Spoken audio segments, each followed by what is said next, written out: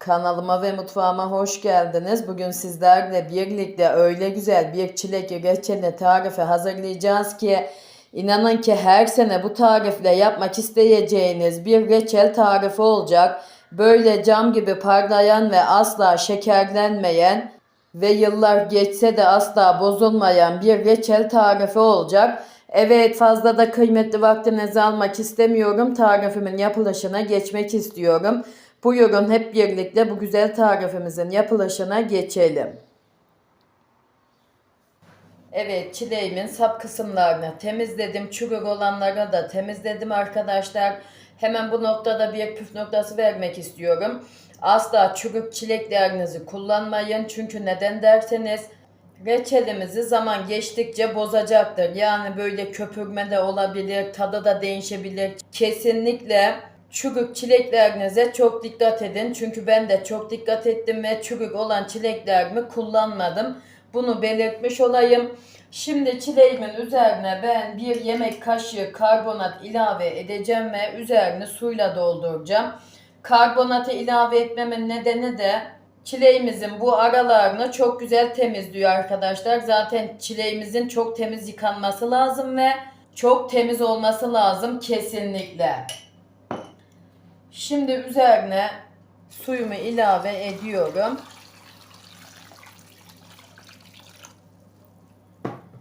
Şimdi biraz daha üzerine su ilave edeceğim ve yarım saat karbonatlı suyumda bekleteceğim ki iyice temiz olsun çileğimiz. Evet, çileğim yarım saat karbonatlı suyumuzda bekledim. Şimdi çileğimi suyundan ayıracağım ve 2-3 sudan daha geçireceğim arkadaşlar. Çünkü çok temiz olması lazım. Çileğimizin üstüne bastıra bastıra söylüyorum.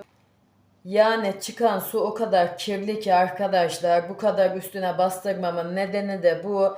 Kesinlikle çileğimizi çok temiz yıkamalıyız. Çileğimi çok temiz olacak şekilde yıkadım. Hazır. Hemen böyle tenceremin içine alıyorum.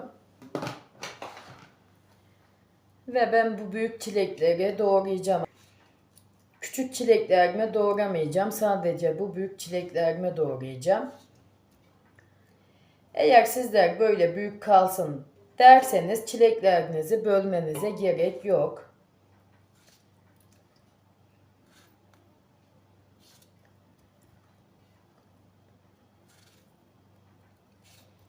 Şimdi büyük çileklerimin hepsini doğrayıp bitireceğim sizlere gösterdiğim gibi. Evet, büyük çileklerimi doğrayıp bitirdim. Şimdi şekerimizi ilave edelim. Ben 5 kilo çileğime 3 kilo şeker kullanacağım arkadaşlar. Hemen burada da bir püf noktası belirtmek istiyorum. Eğer sizler çok şekerli seviyorsanız 1'e 1 ölçüde kullanabilirsiniz şekerinizi. Biz ailecek fazla şekerli sevmediğimiz için ben 3 kilo şeker kullanmayı tercih ettim. Dediğim gibi sizler çok şekerli seviyorsanız 1 kiloya 1 kilo da şeker kullanabilirsiniz. Ama bana kalırsa 5 kiloya 5 kilo şeker çok olur arkadaşlar. Hani artık böyle şiresinden yenmez reçelimiz. O yüzden de 3 kilo şeker yeterli. Tabi yine de sizler bilirsiniz. Kullanmak isterseniz 5 kilo çileğimize 5 kilo da şeker kullanabilirsiniz. Veya 4 kilo da kullanabilirsiniz. 3,5 kilo şeker de kullanabilirsiniz. Yani damak zevkinize göre reçelinizin şekerini ayarlayabilirsiniz. Benim için 5 kilo çileğe 3 kilo şeker çok yeterli geliyor. Yani tadı da kıvamı da çok güzel oluyor arkadaşlar. Ben her sene bu şekilde yapıyorum. Kesinlikle şekersiz olmuyor. Bunu da belirtmiş olayım. Şimdi çileğimi fazla zedelemeden bir karıştıracağım. Böyle bu şekilde ki her tarafına şekeri eşit bir şekilde gelsin.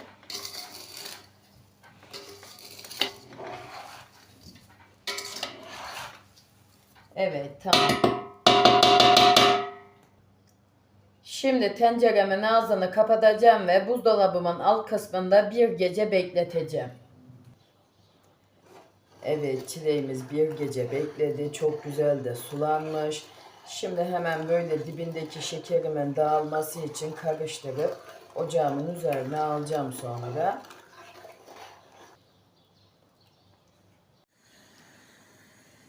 Evet, çileğimiz biraz ısındı. Hemen böyle kaynamadan ben üzerine bir tatlı kaşığı tereyağı ilave ediyorum. Tereyağı da ilave etmemin nedeni arkadaşlar köpürmemesi için pişerken. Şimdi böyle karıştıracağım tereyağımın erimesi için. Tereyağım tamamen eridi. Şimdi hemen böyle kaşığımı alıyorum. Evet, reçelimiz kaynamaya başladı. Bakar mısınız, tereyağı ilave ettiğimiz için köpürmedi reçelimiz. Yoksa ilave etmeseydik köpürecekti arkadaşlar. Kesinlikle sizler de ilave edin bir tatlı kaşığı tereyağı. Şimdi ben saat tutacağım. Reçelimin kaç saatte piştiğini ve piştikten sonra sizlerle de paylaşacağım. Evet, reçelim yarım saattir pişiyor. Şimdi ben böyle üzerine bir tane çıkarmış olduğum limonumun suyunu ilave ediyorum ve bir 10 dakika daha pişirip sonra ocağımın üzerinden alacağım. Limon suyumuzu ilave etmemizin nedeni de reçelimizin şekerlenmemesi. Kesinlikle limon suyunu ilave etmemiz lazım. Sizler de limon suyunuzu unutmayın. Reçelinizi hazırlarken kesinlikle ilave edin. Hemen bunu da belirteyim. Gördüğünüz gibi reçelimiz asla köpürmedi arkadaşlar. Bunun da nedeni başta ilave etmiş olduğumuz tereyağımız. Sizler de tereyağı ilave edin. Gördüğünüz gibi reçelimiz pişerken asla köpürmedi ve sürekli köpüğünü almak zorunda da kalmadık. Şimdi dediğim gibi reçelim bir 10 dakika daha pişsin, sonra ocağımın üzerinden alacağım. Reçelim pişti, daha yeni ocağımın üzerinden aldım. Benim reçelim 40 dakikada pişti, bunu da belirtmiş olayım. Hemen böyle kıvamını da göstereyim reçelimin suyunun. Benim reçelimin suyunun kıvamı bu şekilde arkadaşlar. Şimdi size çok akışkan gibi gelebilir ama reçelimiz dinlendikçe de koyulaştığı için bu kıvamda olması yeterli benim için.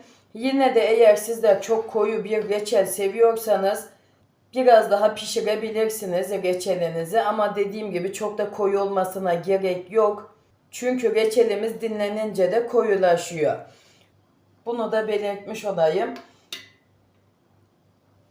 Şimdi kavanozumun içine ilave ediyorum reçelimi.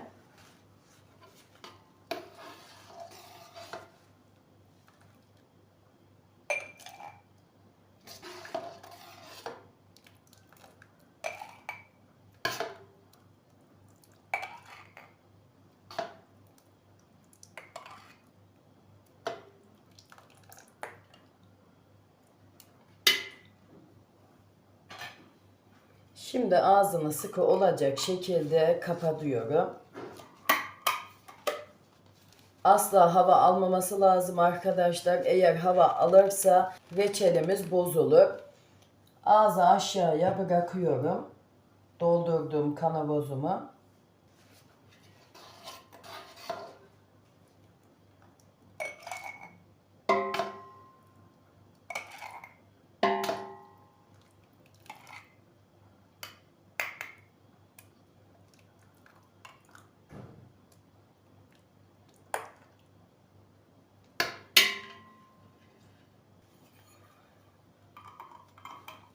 Yine kavanozumun kapağını kapatıyorum. Ve yine ağzı aşağıya bırakıyorum.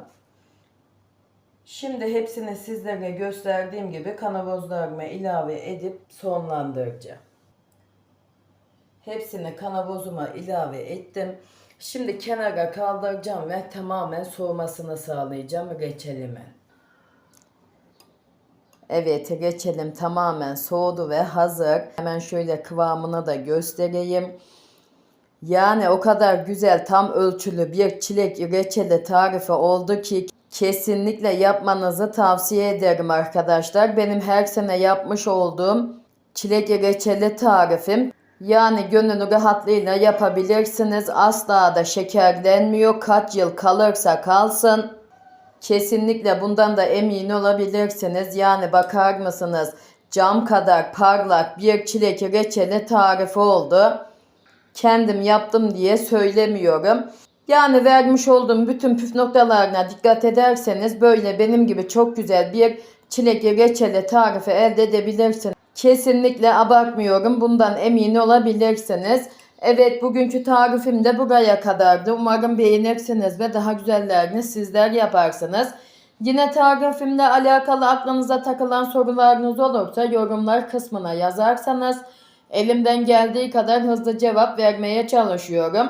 Ve tariflerimi de beğeniyorsanız sosyal medyalarınızda sevdiklerinizle de paylaşabilirsiniz.